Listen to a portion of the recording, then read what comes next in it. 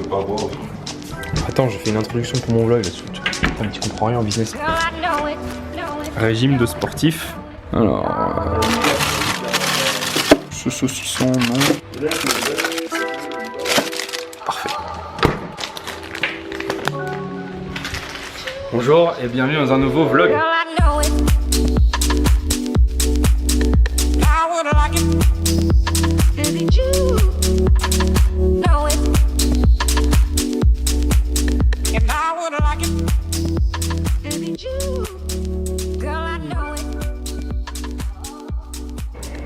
Au programme du vlog du jour, le karting. On a fait pas mal d'activités la semaine dernière. On a fait du cheval.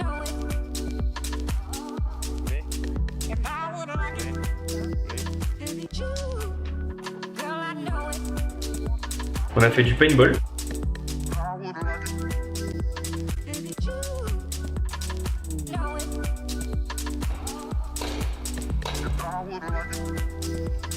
On a fait une escape room. Le premier à mourir, c'est le noir. Ouais. On va faire une escape room. Le but du jeu, c'est de résoudre des énigmes pour sortir d'une salle. Ah. Hi. Hi. Bah. Donc je n'ai pas le droit de filmer à l'intérieur, bien sûr. Et on a fait du karting. Et le karting nous a appris deux choses. Alors pour que vous compreniez ce que le karting nous a appris, je vais d'abord vous expliquer la situation. Donc on a fait un grand prix privé. On va dire qu'on était trois bons et puis il y avait les autres. Et dans les trois bons, donc trio de tête, il y avait Eric, Manu et moi-même. À un moment donné, Manu me dépasse. Et le problème, c'est qu'à partir du moment où il m'a dépassé, j'ai été dans l'impossibilité de le rattraper. J'avais la rage, c'est-à-dire que je voulais vraiment le dépasser et je pilotais uniquement dans le but de le rattraper. Et chaque tour, je voyais que je perdais en fait. Et je comprenais pas parce que je me dis mais comment ça se fait qu'il est plus rapide que moi alors que concrètement dans les qualifications on avait une microseconde de différence et du coup je comprenais pas. Alors après je me suis dit que c'est sans doute à cause du poids parce que oui bon ok je fais un peu 90 kg et lui il en fait que 70 peut-être mais ça suffisait pas en fait et donc je comprenais pas ce qui se passait, je pilotais et je rageais, je putain je comprends pas, faut que je rattrape, il faut que je le rattrape. Et puis au bout d'un moment je me suis dit bah tu sais quoi, je suis en train de me gâcher le plaisir. Et là ça faisait déjà 4 ou 5 tours que je m'amusais plus quoi, que je rageais, que je comprenais pas pourquoi est-ce que je perdais du terrain. Et je me suis dit putain Pascal tu vas être frustré et tu vas te faire chier. Donc arrête, laisse tomber, il est devant toi, il est meilleur que toi, juste pilote, en tout cas conduis comme tu penses qu'il faut que ce soit fait. Et à partir de ce moment là, alors hasard ou pas, hein, peut-être que Manu tout d'un coup va ralentir, mais à partir de ce moment là j'ai commencé à regagner du terrain jusqu'à en fait être presque capable de le dépasser. Sauf que je me suis fait éliminer, virer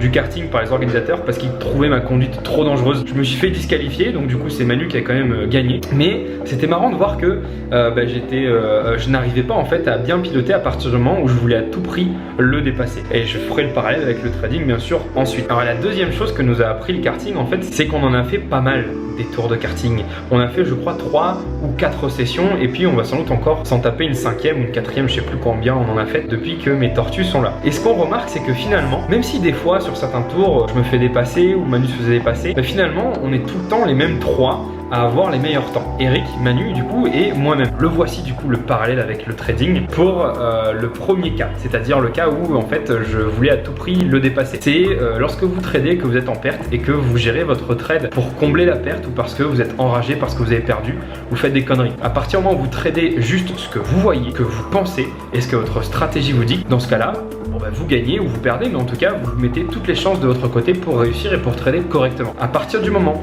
où vous voulez à tout prix trader mieux que quelqu'un d'autre, par exemple un voisin qui a des meilleures performances que vous, ou que vous tradez contre vous-même parce que vous voulez à tout prix établir des nouveaux records, ou parce que vous avez perdu précédemment et vous voulez à tout prix remonter la pente, ou parce que vous voulez à tout prix finir la semaine à 300, 500 ou 1000 euros de gain, et ben votre trading va être mauvais. En fait il faut juste trader en fonction de ce que vous voyez. Exactement comme moi avec le karting, il fallait que j'arrête de vouloir à tout prix le dépasser parce que ça ne fonctionnait pas et j'ai juste commencé en fait à piloter entre guillemets ce que je voyais, c'est-à-dire prendre les passages en courbe là où il fallait les prendre, accélérer là où il fallait accélérer et à partir de ce moment-là ça s'est beaucoup mieux passé.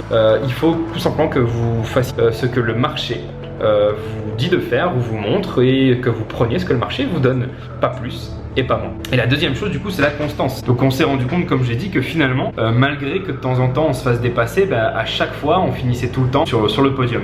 C'est comme en trading en fait, c'est quelque chose de mécanique, c'est-à-dire que concrètement moi je faisais tout le temps la même chose et puis il y avait des tours où je me faisais gêner, il y avait des tours où je faisais une erreur, il y avait des tours où pour X ou Y raison je faisais pas un bon temps et du coup je me faisais dépasser. Mais si je regarde en fait tous les tours qu'on a fait au cours de ces 4 semaines, et bah, finalement je m'en sors plutôt bien. C'est parce que il y a dans le karting quelque chose de très mécanique. Il faut prendre les virages de cette manière là, il faut accélérer comme ci, il faut freiner comme ça. Et si on fait ça, eh ben on s'assure que à la longue, on sera en fait entre guillemets positif, ou en tout cas en tête, ou qu'on conduira correctement. Et ben le trading c'est pareil. Il y aura des journées compliquées, il y aura des journées où on va faire des conneries. Mais si on a un trading qui est mécanique, et ben au bout d'un moment, les gains sont aussi mécaniques. C'est-à-dire que concrètement, si on fait tout le temps la même chose et que cette chose-là est correcte et que c'est ce qu'on doit faire, il y a des parties, malheureusement, des pods dans lesquelles on perdra de l'argent, c'est évident, mais sur le long terme, on sera gagnant. Un peu comme le karting. Sur certains tours, j'étais mauvais, mais sur le long terme, eh ben, j'étais toujours sur le podium. Donc c'est ça en fait les deux parallèles qu'on a pu établir avec le karting. J'aime beaucoup établir des parallèles entre la vie normale et le trading pour essayer de démystifier un peu tout ça. Ne tradez pas contre vous, ne tradez pas contre quelqu'un, tradez pour vous et tradez ce que vous voyez. Et surtout, ayez une approche mécanique. Les pertes, c'est normal, les gains, c'est normal et heureusement, mais il faut avoir une approche mécanique, d'accord? Il faut faire les choses comme elles doivent être faites, pardon, et vous serez récompensé, vous allez voir, sur des séries longues, c'est-à-dire en gros sur un grand échantillon de trades. Pour ça, je vous invite à revoir le webinaire sur la psychologie, la rigueur, la discipline que l'on a fait je crois il y a 1 ou 2 mois où on parle justement pas mal de ça. Chut, fais dodo. Alors la deuxième chose dont je voulais qu'on parle dans ce vlog, ce sont concrètement les performances de nos élèves ou les nôtres. Alors je ne veux pas revenir en détail sur les performances, pour ça vous avez plein de vidéos sur notre chaîne YouTube. Vous avez vu que toutes les semaines je publie un extrait du débriefing. Débriefing, ce sont les sessions que l'on fait toutes les semaines avec nos élèves. En fait, on fait un coaching individuel, élève par élève, mais en groupe, pour qu'il y ait une synergie. Comme ça, tout le monde voit qui est-ce qui gagne, qui est-ce qui galère, et ça permet en fait d'avoir une sorte de cohésion dans le groupe, de voir qu'il y en a qui vraiment s'éclatent. Et c'est le cas par exemple d'Onguine, que vous avez peut-être déjà suivi, ou dont vous suivez les performances. Là cette semaine il a dépassé les 20% de performance, donc bravo.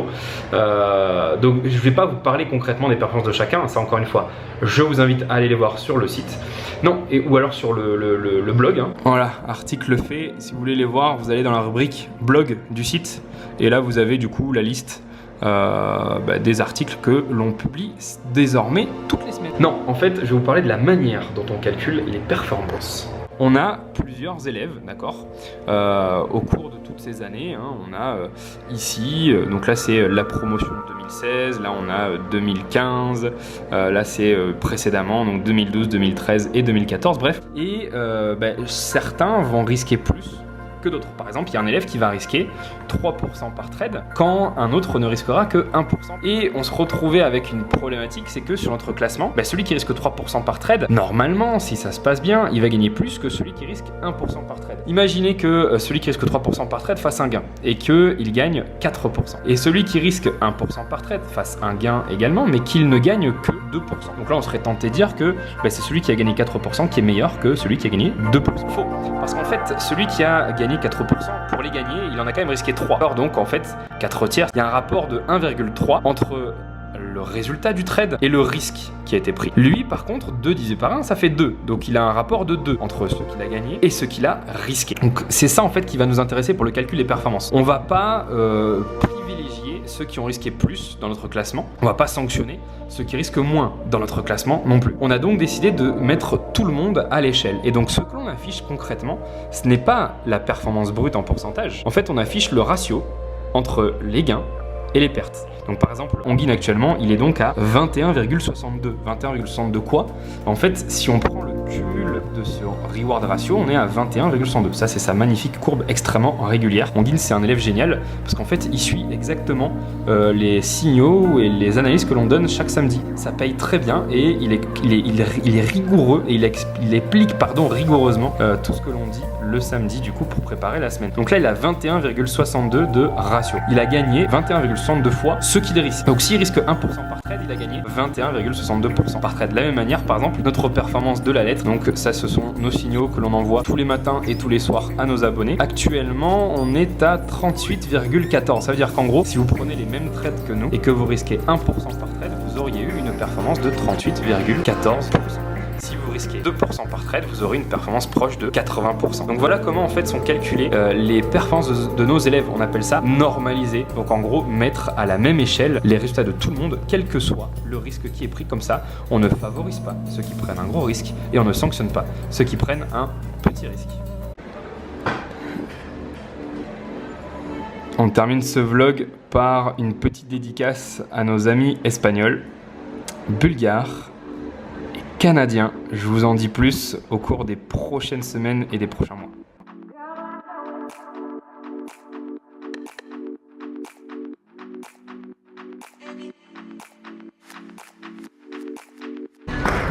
Oh la machine.